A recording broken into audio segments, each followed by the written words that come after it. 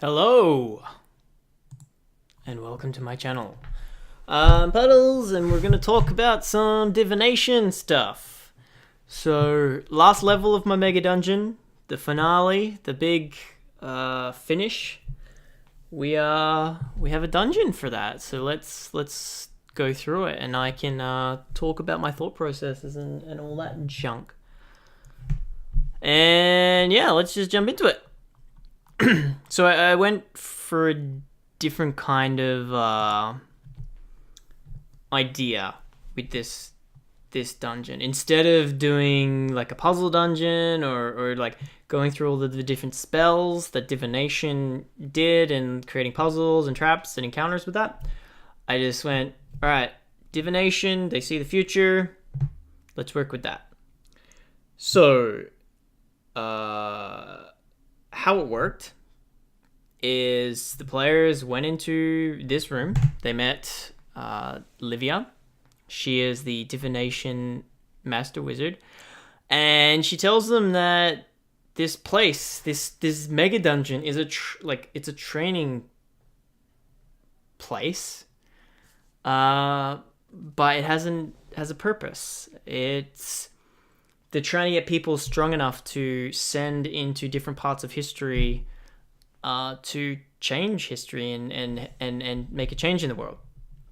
I didn't really reveal that too well when I played it, so I suppose if you were going to play through all of these, maybe do a better job than I did. But players walk into this room, they learn that there are different histories or different futures that they can go down. So there are 5 doors.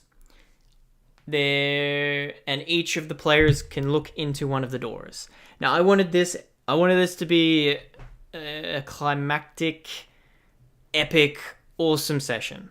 So I basically gave the players the option of what they wanted to do. So in each of the doors are a different future, and in each of the futures is a different creature that they're fighting. The 5 creatures being a Beholder, classic, I know, a Death Knight, a Dragon, a 1T Anthema, and a Vampire. So there are 5 unique, iconic creatures. I suppose the Anthema isn't that iconic, but I wanted something snaky in there. And I put it to the players. Which door do you want to walk down? So that's the mechanics of it. I also did this whole story narrative thing where each player who would look down the different doorways, they would each see certain things. So Randall Kane, who is the druid, in one of the doorways, he would see himself like getting really hurt by the dragon, and then someone would save him. And then in another doorway, he would see himself saving somebody else. So there were 5 doorways and there were 5 players. So in each of the doorways, one player rescued another player in this future that they saw. Just to it's the last session. It's about the players. Let's make them feel awesome and special and important. And I think I did that. I spent a long time writing up all of these different descriptions of how they saw the different futures to describe the creatures that they could potentially fight. And I wanted them to feel cool. I wanted them to think their characters were cool. And I think that worked. So, something you could do, something you might not want to do. So, in terms of, how do you do what I just described? Well, you make 5 separate dungeons or encounters, which is a lot of work, but it was totally worth it. So the players, I'll go through what the players went through first. So they chose the dragon because dragon's freaking awesome.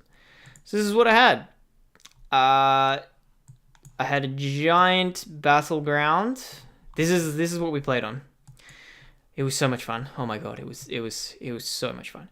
Yeah. So each of the different encounters had 3 encounters. So like a first encounter, a second encounter, and then the third encounter was the big baddie. And yeah, this is the one that they choose. I'm not going to go into the details. Like if you can choose if you want to build this dungeon like I did, The end can be whatever you want it to be. Just choose 5 different creatures and then build your own stuff. You can totally do that. Basically, I had just a bunch of kobolds as his little minions with some wyverns and things like that. And then at the end, they fought the dragon, which is easy. So that was the dragon. In terms of the beholder, so I sort of combined some things so it wasn't so difficult. So this is the beholder and the anthema. So if they have picked that, they would. This is the first thing. So these guys, they come and then they fight this, and then it's an entrance into a dungeon. And then from there, they go into... Oh, sorry, this is the beholder and the vampire? No, this is just the beholder.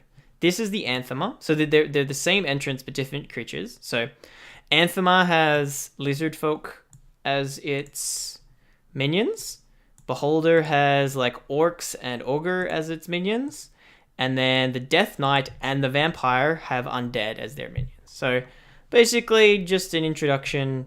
They get teleported here, and there's an encounter here just to get them into it. And this encounter is easy. These guys can destroy them. No problem whatsoever. Then they go into the dungeon. We have the Anthema. I had a whole bunch of snakes and weird 1T stuff. These snakes at the bottom here, they would spit out poison.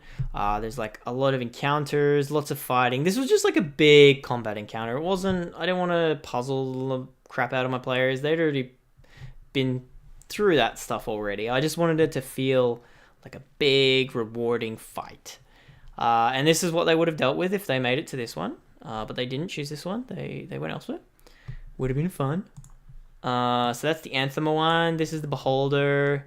There's lots of orcs that explode, and there's some acid. I'm pretty sure there was a trap in here.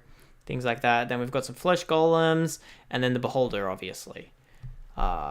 Which we would have just played it out. And then the Death Knight and the Vampire.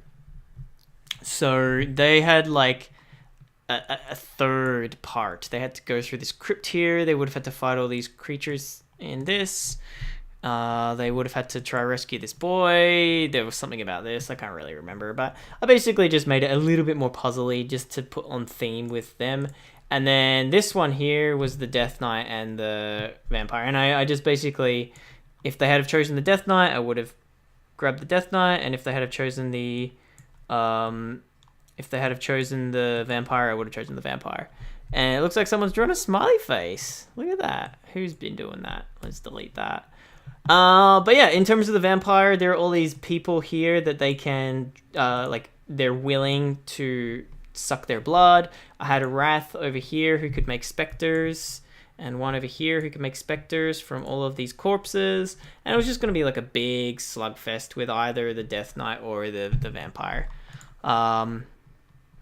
And it would have been fun. But they chose the dragon, which I'm so happy with. I made all of the fights to be as epic and as fun as I could make them. And yeah, the dragon was super fun. Just looking at the map, like look how huge it is. There are so many cool things that happened. But that's it. That was the end of my mega dungeon. It was so much fun.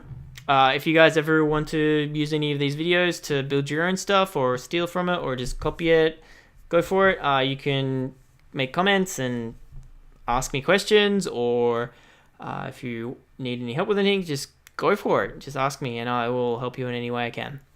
Yeah, who knows? I'm thinking of maybe perhaps writing like a module about this, or like releasing it on DM's Guild. But that's a lot of work, and we'll see how I go. Maybe I'll need to play it a little bit more as well to get rid of all of the bad things. But yeah, that's that. Thanks for watching, guys.